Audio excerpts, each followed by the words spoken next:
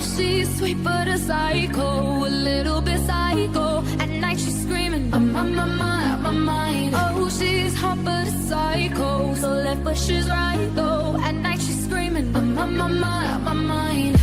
She'll make you curse, but she a blessing. She'll rip your shirt within a second. Assalamualaikum warahmatullahi wabarakatuh. Hai teman-teman semua, sebelumnya terima kasih ya sudah mau mampir di channel saya dan menonton video saya ini.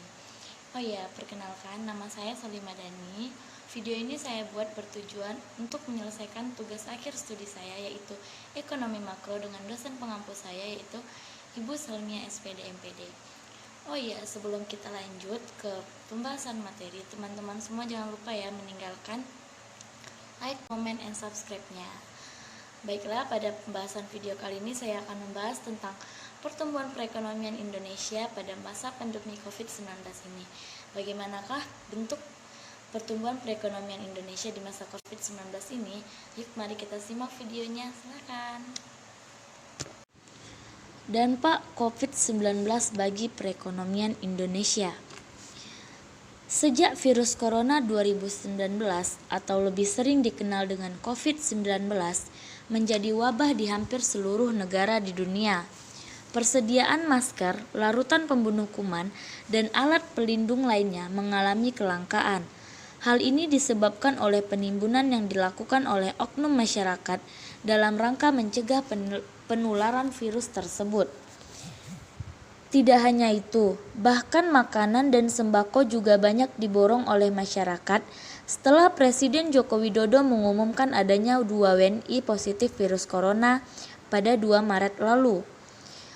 Akibatnya, harga alat kesehatan termasuk masker dan hand sanitizer alami kenaikan yang signifikan hingga berkali-kali lipat.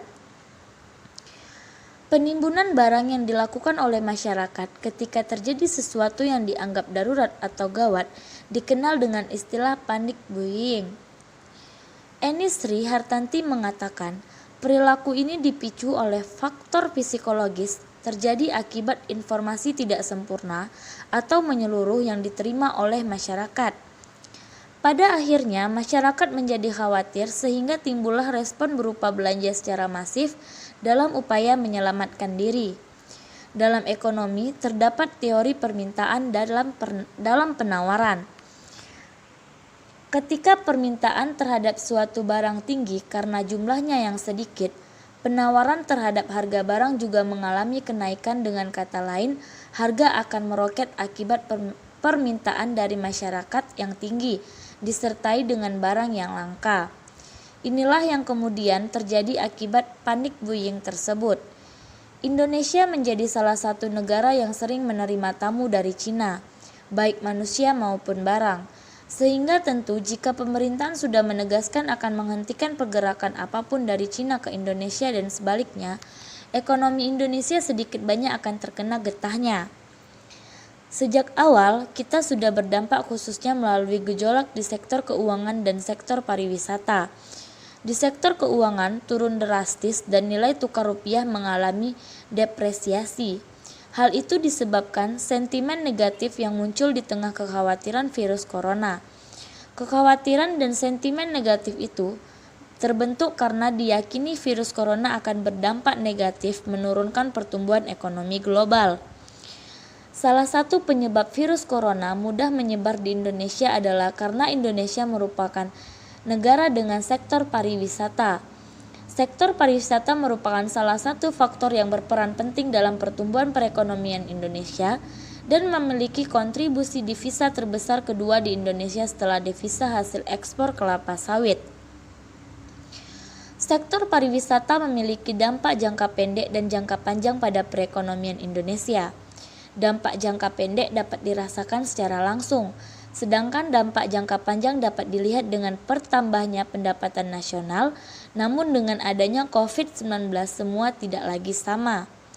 Sektor pariwisata yang sekarang mengalami kelesuan sehingga daya beli menurun secara drastis karena berkurangnya pengunjung baik turis lokal maupun turis mancanegara, yang secara otomatis pendapatan devisa yang dihasilkan dari sektor pariwisata semakin menurun.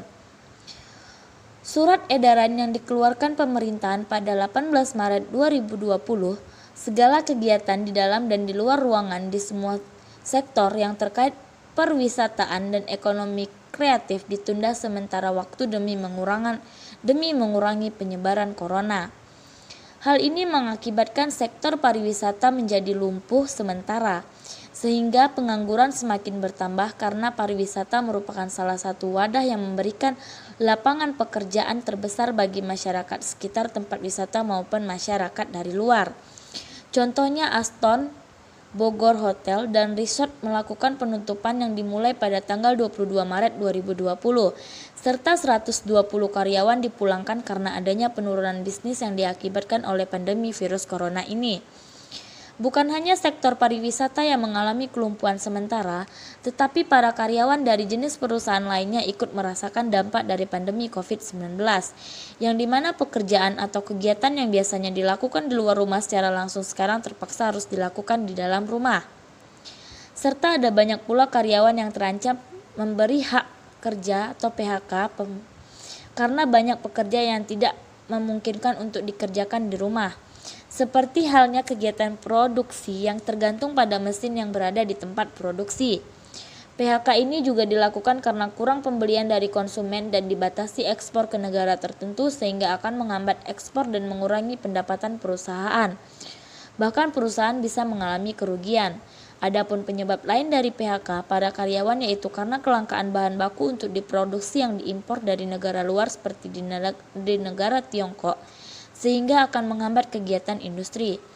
Perusahaan yang berhenti beroperasi dari peningkatan jumlah angka pengangguran dapat menghambat dan mengurangi produk domestik bruto atau PDB serta menghambat pertumbuhan ekonomi Indonesia. Hai teman-teman semua, segitu dulu ya video penjelasan saya mengenai perekonomian Indonesia di tengah-tengah pandemi COVID-19 ini. Bagi teman-teman, apabila ada yang ingin ditanyakan atau kurang paham dari penjelasan saya, bisa menanyakannya di lewat kolom komentar ya, nanti akan saya balas. Sebelumnya terima kasih untuk teman-teman yang sudah menonton. Sekali lagi, selesai menonton jangan lupa ya tinggalkan subscribe-nya, like and komen-nya ya. Sebelumnya terima kasih kembali. Assalamualaikum warahmatullahi wabarakatuh. Oh, she's sweet but